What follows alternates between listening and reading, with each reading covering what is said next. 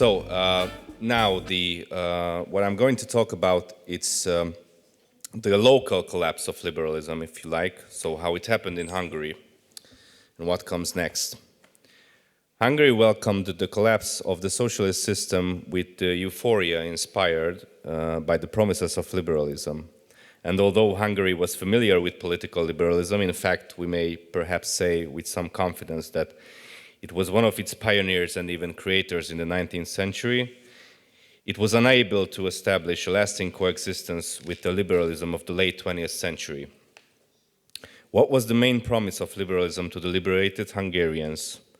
Nothing less than the Western gospel, the almost suspiciously harmonious unity of political freedom, peace, and prosperity. If we are honest with ourselves, prosperity was a more important part of that promise than political freedom.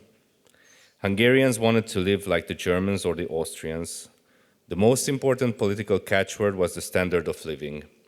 Domestic political forces consistently defined the measure of future political success as whether we could catch up with the West, unconsciously representing a progressive conception in which the West was at a higher level of progress, and with sufficient determination and the implementation of the right program, we too could arrive there.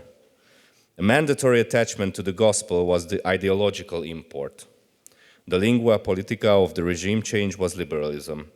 More or less, every political debate took place within the framework of liberalism. I think that's also what András was referring to. And the various political parties sought to represent different shades of liberalism, except for a minority of expelled radicals and those who openly advocated the continuation of communism. After the change of regime, the Hungarian right worked on establishing German Christian democracy, while the liberals wanted to adopt the Western European and American social liberal model. At first glance, it seemed as if Hungary was forced to import some kind of political tradition because it either had none of its own, or it had lost it, or it did not fit into the framework of modern democracy, where it was forced to find a new home after 40 years of Soviet occupation. The transitional period following the collapse of the socialist system was a peculiar hybrid, and it was no coincidence that Hungarian conservatives and anti-communists labeled it post-communist liberalism. The free-for-all of Western companies and the proselytizing efforts of liberals were complemented by the communist nomenclature's persistent entrenchment and power grab. The political report on the quality of air spoke of freshness, yet everyone could smell in it the stale odor of communism. In any case, the message proclaimed that if we adopted the Western model in its entirety and Hungary caught up with the West, we could be rewarded with the same standard of living. We would live as they did in the Schwarzwald clinic, and the road to the clinic would lead through the liberal package. Transitology prescribed the formal implementation of Western models, ignoring national characteristics. Governments competed with one another over who could better align with Western expectations in every respect. Domestic politicians and their experts waived recipes from Western universities and their reading experiences, which offered surefire solutions to Hungary's problems. While domestic believers and Gauleiters were busy importing ideology and models, foreign companies were busy exporting profits. The comparators were preoccupied with re-educating the people. The Hungarians had to be, or should have been, modeled into liberal democrats who would embrace the everyday functioning of the economic model and absorb the latest liberal ideas of diversity. Economic education was carried out by the government and its experts, usually in the form of economic shock therapy, while ideological education was carried out by the universities, NGOs, and the light domestic ideologues. Despite the promises and self-colonization, Canaan never arrived in Hungary. Day by day, Hungarians grew more envious of the peaceful, prosperous, bourgeois world of the West. But in the West became the benchmark. However, after the 2008 financial crisis, the latest, more and more doubts arose among Hungarians as to whether the Western model really guaranteed salvation, and after a series of failed attempts at economic recovery, how much longer we should believe the promises of domestic profits and the successive economic experiments that consistently leave us poorer and poorer. The scenario began to resemble the cycles of the communist dictatorship. We just have to suffer a little longer, and then we will enter the promised land.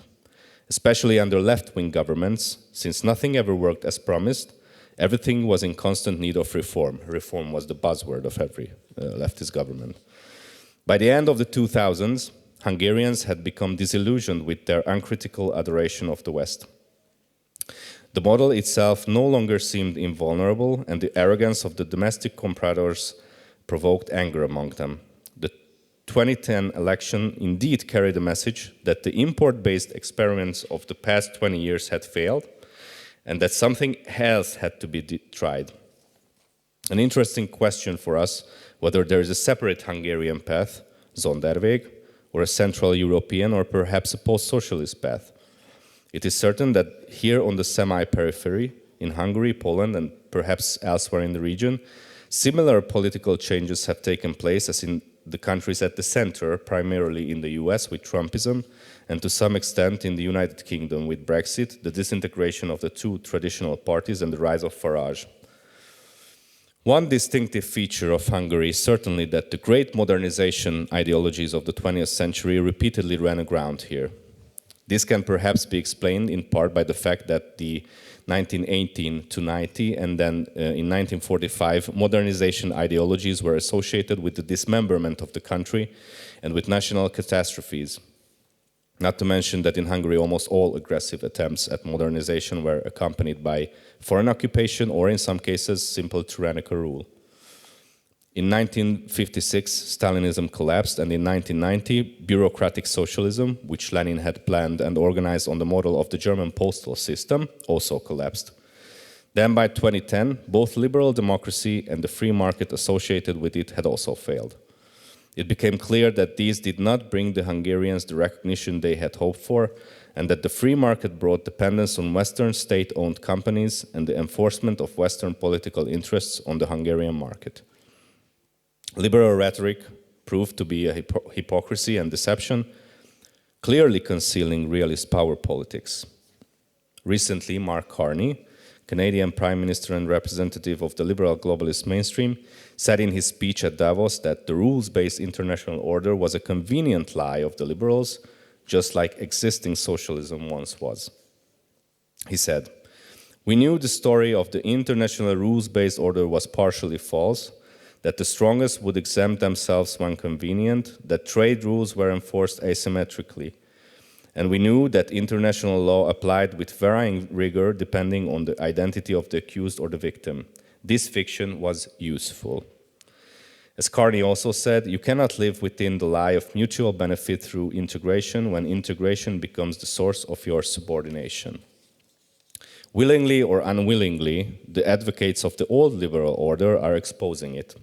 In her keynote speech at the European Defence Agency's 2026 annual conference, Kaja Kallas remarked, "The risk of a full-blown return to coercive power politics, spheres of influence, and the world where might makes right is very real. Since we last spoke here, the virus has started to spread." After rejecting coercive politics, which she linked to Russia and the United States, she calls for precisely this in Europe in order to break down local resistance. And I quote again, "We are too focused on national interests to tackle fragmentation in a serious way. Fragmentation makes us slow. It makes us weak.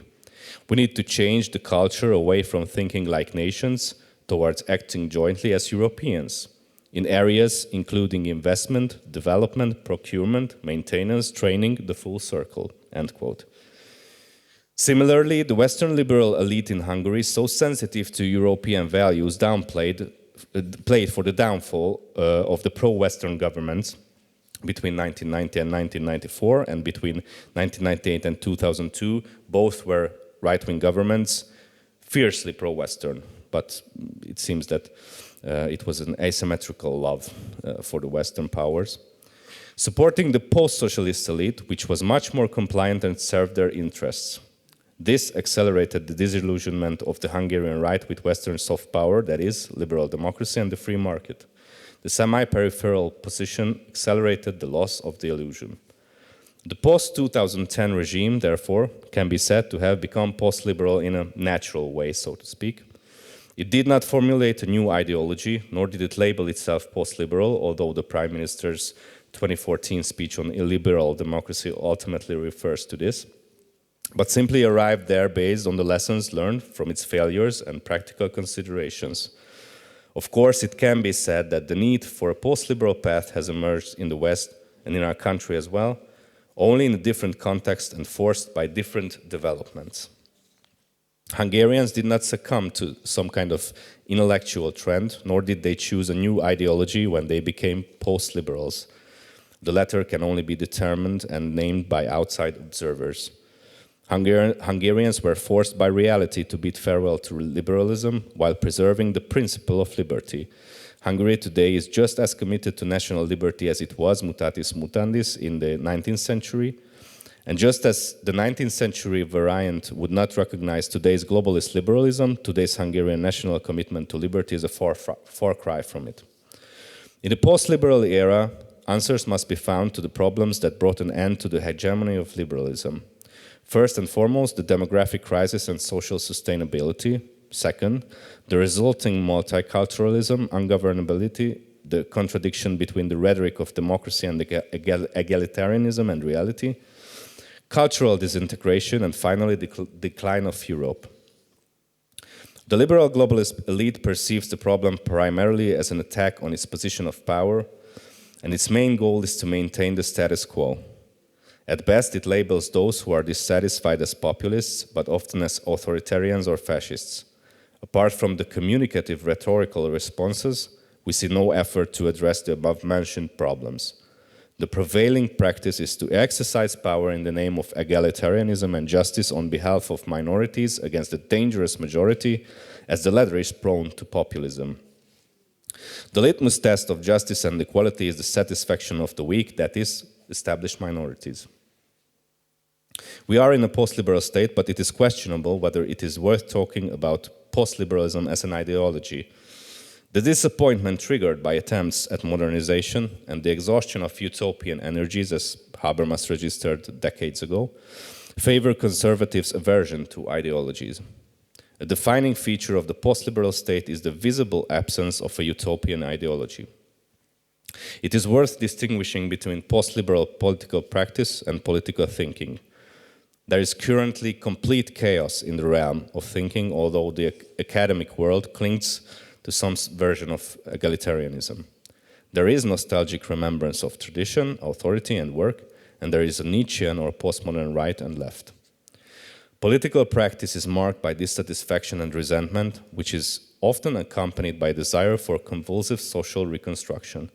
Typically, there is no clear sense of what should be created or why, as they have no ideologies, only the conviction that everything must be different because what exists is unbearable. The same situation prevailed after the First World War. Both the right and left awaited and desired for the destruction of the old world, considering a return to the previous order impossible. What followed were the experiments of the demiurges, as Chantal Delsol would put it. One of these experiments failed in 1945, the other in 1991. It is important that post-liberal politics should not arrive at the same destination as the political crisis literature of the interwar period, nor return to teleological politics. In order to be relatively successful, it must not lose touch with reality. This reality sets the limits of action and thus also restricts potential madness. Possession of power makes people prone to viewing their capacity for action as unlimited, leading them back to constructivism, which can be of any political hue, socialist or liberal utopianism, but also reactionary modernism. The failure of liberalism should remind us that there is a reality external to us, one that is not under our control, and that is worth respecting. Only the path of common sense and practicality is worth following. All this goes hand in hand with a change in political practice.